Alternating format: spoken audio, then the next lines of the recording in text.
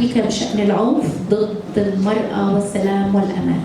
خلال فترة 2012 ل 2014 قامت بتسهيل تطوير خطط العمل الوطنية العراقية لتنفيذ قرار مجلس الأمن 1325.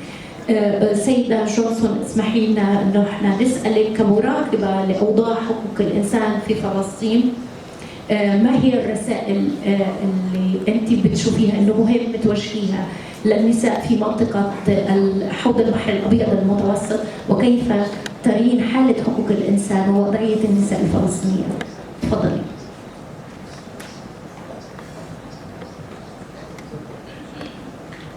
Thank you very much for this invitation, and I'm really sorry that I cannot be in person together with our friends and colleagues in Palestine. I will start by saying that Euromed Feminist Initiative is a policy network of women's rights organizations from the two shores of the Mediterranean that provides expertise in the field of gender equality and women's rights as inseparable from democracy building and citizenship, and advocates for political solutions to all conflicts, ending occupation, and for the right of people to self-determination. In this work, addressing the continuum of violence against women and girls in peace times and in times of armed conflict and occupation is a central notion. And I want to underline that since the founding, Euromed Feminist Initiative advocates for the implementation of women, peace and security agenda as a tool to uncover the continuum of violence and to promote women's participation in all places of decision-making and political negotiation processes, linked to ending of armed conflicts and, of course, linked to the ending of occupation of Palestine. Our Palestinian friends and colleagues have been, since the beginning, inseparable part of this work, and we make together analysis that we implement further on in our advocacy of this continuum of violence. In this sense, we have worked with the Palestinian colleagues for over 20 decades in the Euro-Mediterranean region, and supporting, providing space and echoing in all international platforms the Palestinian women's demand to be full part of the building of a democratic state, with women's rights as a constitutive part of it. It is our common belief that no conflict can be solved sustainably without the participation of the half of the population, even if it can be nowadays found as a cliché, but it is a very true notion. Furthermore, in our common struggle in the Euro-Mediterranean region against militarism and occupation,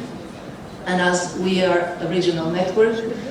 we are engaged for a political solution and fair solution for Palestine as a condition for stability in the whole region. As well, EFI believes that the status of gender equality is a measure of democracy and sustainable development and cannot be dissociated from the wider political, social, or cultural and economic trends. In this sense, the women, peace and security agenda and the women's rights of the Palestinian women, of course, cannot be separated from the national liberational struggle and towards ending of the occupation of Palestine. We were together a week ago, probably, in Beirut, in a Euro-Mediterranean meeting over developing regional guidelines for the implementation of the women, peace and security agenda, where the Palestinian analysis and voices were put straight into the center of our debate. We shared during this meeting, for the first time for the last, before the COVID, we shared several unanimous concerns about the global regression of women's rights and the shrinking space of civil society in total as a whole, and the women's rights organizations in particular, which contributes to the limiting of the action of the women's rights organizations, of course. Furthermore, our concern has been linked to the turbulent developments and the resort to military solutions to the conflicts in the Euromed region. which is often used by the government as an excuse to postpone the adoption of measures and policies that are favoring women's rights. In this context of increasing violence, we also raised in the Euro-Mediterranean region our common concern about the threatening consequences and the pertaining violations and deprivation of the Palestinian people's fundamental rights to recognized by the international law, and these are predominantly the right to self-determination and the right to return, where women are the first to suffer these consequences. Our deep concern was that the international dominant policies are oriented today towards the opposite direction to that of the two-state solution and negate all promises of independence, including even the Oslo Agreement.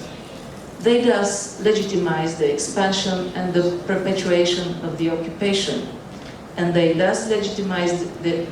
sufferings of the Palestinian people, particularly women, who continue to be subjected to all kinds of violence, house arrest, withdrawal of residence permits, or family reunions. We have witnessed women, young women, children that are being killed. I will not repeat, as you said already,